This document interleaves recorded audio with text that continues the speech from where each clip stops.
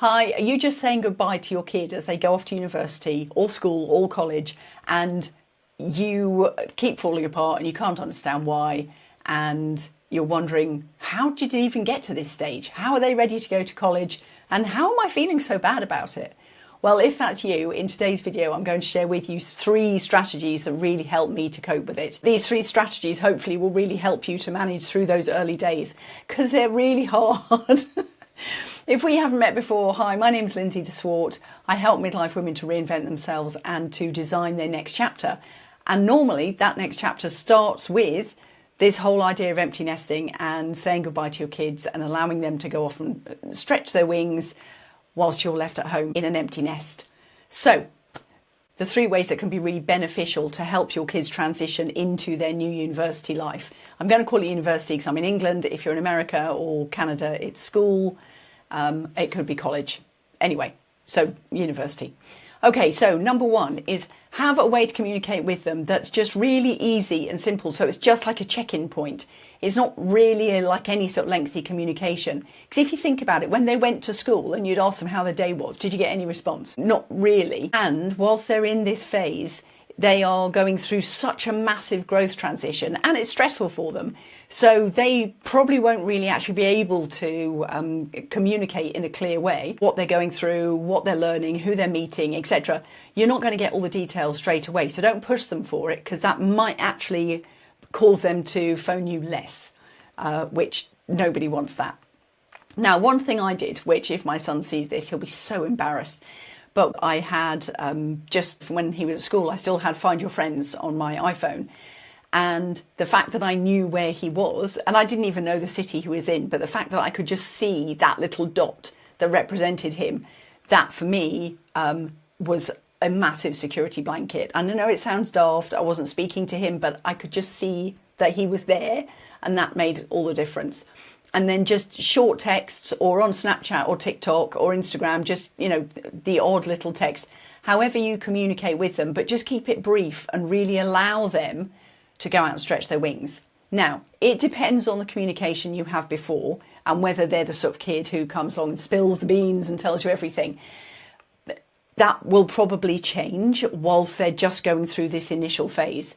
Doesn't mean it'll always change, but just allow them to, you know, process this, because it is a massive transition for them, and it will take place in their nervous system, it'll take place in their brain, it'll take place, there'll be rewiring. So not only are they trying to take on, you know, new education, but the whole social situation will be so new for them. So if they go quiet on you, so long as you know they're safe, of course, allow them to have that leeway. Which leads me on to the second point. The second point is there's going to be times when they phone you and they are sad and they are homesick and they are upset, and you'll want to go and rescue them and, you know, bundle them up and look after them. Don't do it, okay? Whilst they're going through this, it's going to be uncomfortable, just like it's uncomfortable for you, and all you want to do is just, you know, give them a big hug and tell them everything's going to be okay. And you probably want them to give you a big hug and also tell you everything's going to be okay. So just allow the distance to happen. And if they're having a bad day or they're really homesick, really encourage them to get out there and to meet new people and to throw themselves into new activities. Because the more they do that, the more they're giving their new life a chance, and the more it's going to feel, you know, sort of a bit more natural. Now, you've got to read your kid, but it's very easy for them to be ringing or to be texting saying what a terrible time they're having. And then actually by the time you've read the text, they might have gone out with a new friend they've met and they're going off somewhere and they're absolutely fine because they're distracted and you're sitting at home worrying about it. So don't be too quick to jump in if you don't need to. Now, I'm not going to tell you how to manage your relationship with your child, because everyone's individual.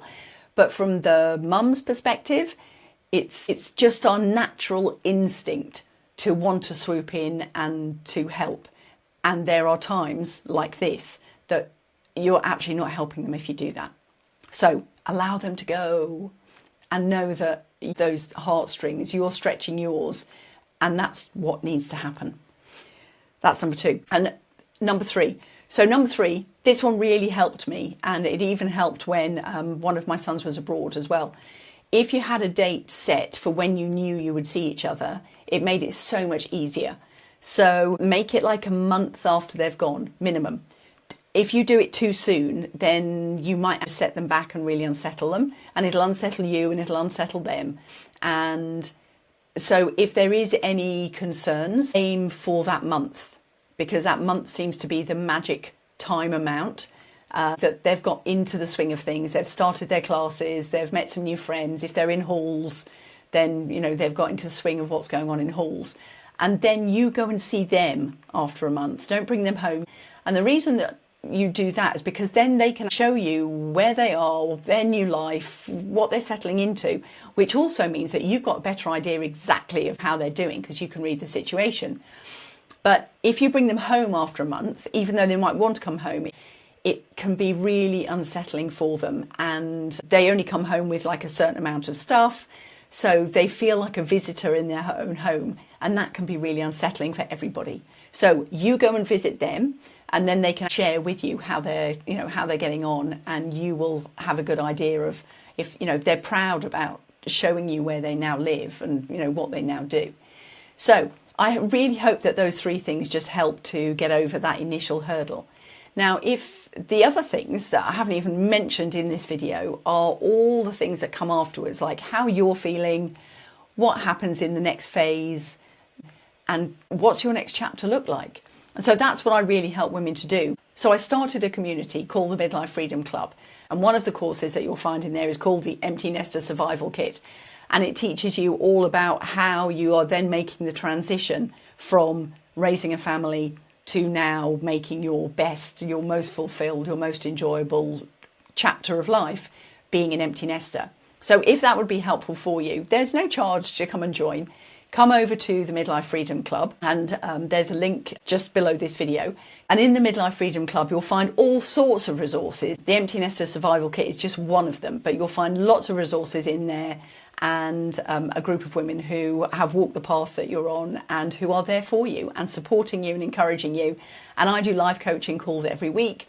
So if you've got questions, post them in the group and I'll answer them for you, or turn up live on the call every Friday. Okay, so I hope that's really helpful. Good luck to you and good luck to your child as they start university. And it feels like a really, really tough time right now. But I promise you, it is a phase, and it does get better. Okay, thanks, bye.